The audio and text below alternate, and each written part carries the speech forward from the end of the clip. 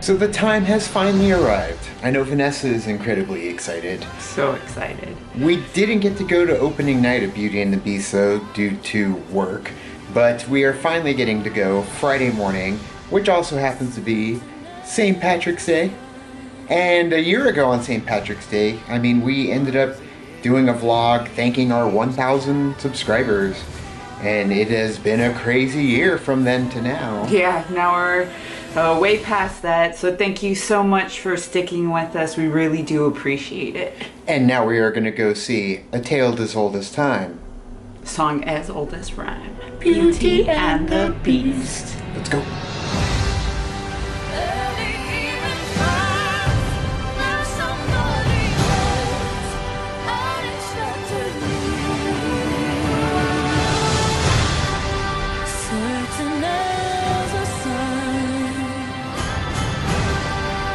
Rising in the east,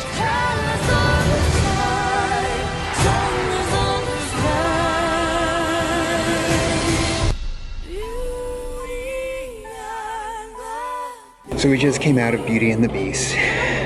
First impression, Disney, keep doing what you're doing. I have said many times that I wish I could erase my memory and experience certain movies over again. And this is kind of a way to achieve that. You get to experience it Very much. yeah, fresh. Even though you know the story and you know what's going to happen and you know Gaston is going to sacrifice sure footing for a killing stroke. But it still is enjoyable. It is very much here, it hits you where it counts. Yes, I enjoyed it very much. I loved, in fact, I would go so far as to say that I loved it. Now, I took myself away from comparing it to the original because the original will always be my favorite. But this one really took the story of Beauty and the Beast, the Disney version of Beauty and the Beast, and honored what they did before and made it something new and something fresh, like you said, and something genuine and exciting. And I love all the set pieces and all of the way that they reinterpreted everything that has come before, and that's kind of what you want to do. You don't want just the same story. You kind of want to build onto that story, and that's what they did, and I really enjoyed the way that they did it. Yeah, and a lot of the characters were fairly the same. They weren't that much different from the characters in the movie, with the exception of LeFou. And what they do with LeFou's character, loved it. In fact, I'd probably say in this movie, he was probably my favorite character, just from his interactions with everybody else in the movie. And now, more depth to him. Yes. Much more depth. Which is good, and I love that they added that element to him. Yeah. There is that issue that people have been saying before that regarding his character and his status with that character. It is a very well done, well placed. The way that they do it is well done. It's not in your face, just like the original, but they added to it, and it was great. It gives them an extra dimension, it really does. And all the characters, for me, it probably took about an hour and a half before I actually even started caring about Belle or the Beast. But if you go back to the cartoon, that's kind of the way it is too. It was more about Gaston and Maurice and LeFou and Cogsworth and all of them. The casting was perfect across the board, especially Luke Evans as Gaston. Speaking about adding to a character, they added way more to Maurice as well. Yeah, they did a damn good job with giving Maurice. He wasn't just like the bumbling crackpot, which there was an element that we've never seen before, which I loved. And I also love that they addressed a certain issue that happened in the original regarding the people in the town and the castle as to why they kind of answer why they don't remember them. Yeah, there is more backstory. Now for me, the musical numbers were incredible. They felt a little just Broadway to me, which is fine. Which is great. Yeah, which was fine. But even like the opening numbers and the beginning, and for me at first it kind of threw me off for a bit, because it did kind of feel like, oh, it's just kind of a camera pan left to right for each individual character getting their song, versus more of like a fluent, big orchestrated, like La La Land, where they took a lot of effort in the technique of how they filmed it. But then for some reason after, it's like they just did it for the opening acts and then it goes away. And then after that it's, you know, a full-fledged musical, which Disney, I miss that. Pete's Dragon is what I felt during the whole Guy Like Gaston, you know, what a guy. That felt like Pete's Dragon to me, which the original movie, you know, I want that pageantry, I want that dancing on the tables and everybody's involved, and it makes me so happy.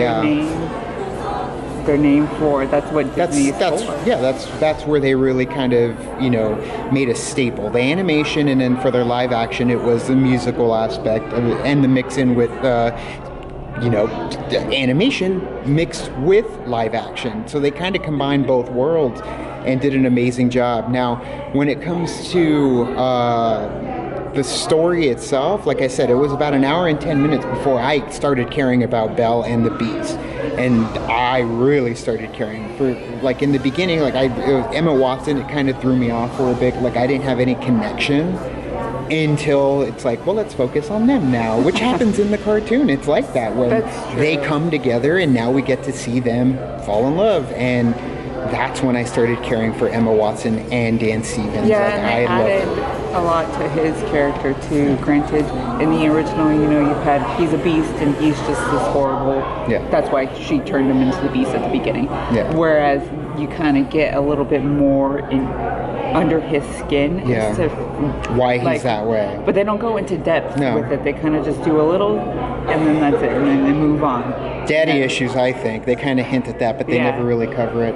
And then the music scores.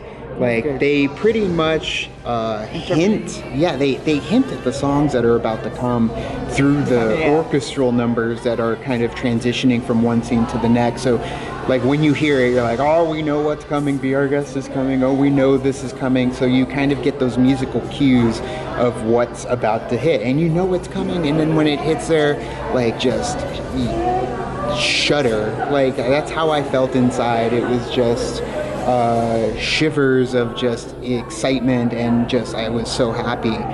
Tears now. I looked over a couple times at you. No. There were tears coming. Well, then it was for me. I tear, like, in the final moments, you know the part? Like, it was just built up like crazy, because they do way more emotional attachment with it in this movie than they did in the cartoon. All the big scenes, like you said too, like the dancing and the stuff, and then that big scene, the fight scene at the end with all of the villagers versus the well done. The stuff is great. And that's why I was saying LeFou's shining moment. I love that part with LeFou. So, what would you rate it? Beauty and the Beast, live action. 4.8. 4.8. That's pretty high. I'm gonna give it a 4.5 out of 5 as well. And I've been giving those out recently. There's been really good movies coming out. I bump it up because it's Beauty and the Beast. Yeah, so that gets a little... That's true, and a well done Beauty and the Beast versus some of the other ones where I did not feel the attachment. But you know what? Like I said, wiping my memory so I could see it again. That's essentially how I felt, and I got to enjoy it all over again. And I am one of the many that are happy that they are doing this, and I can't wait for them to do it to the rest of them.